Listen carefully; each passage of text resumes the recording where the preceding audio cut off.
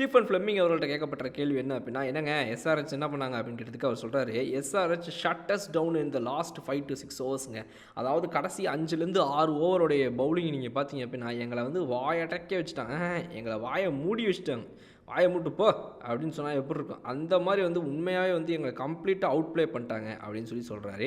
அடுத்து என்னங்க உங்களுடைய பவுலிங்கில வந்துட்டு கொஞ்சம் இவ்வளோ வீக் ஆகுற மாரி தெரியுது இன்னைக்கு. அதில முக்கியமான காரணம் வந்துட்டு முஸ்தபிசுர் ரஹ்மான் இல்லாததா? அவர் இல்லாதனால உங்களுடைய பவுலிங் வந்து கொஞ்சம் மோசமாயிருச்சா? அவர நீங்க மிஸ் பண்றீங்களா? அப்படின்னு கேட்டதுக்கு, ஆமா ரொம்ப மிஸ் பண்ணிட்டு இருக்கேன். இப்ப தான் வந்து வி மிஸ் யூன்னு சொல்லி மெசேஜ் அனுப்புனேன். ஏங்க நீங்க வேற?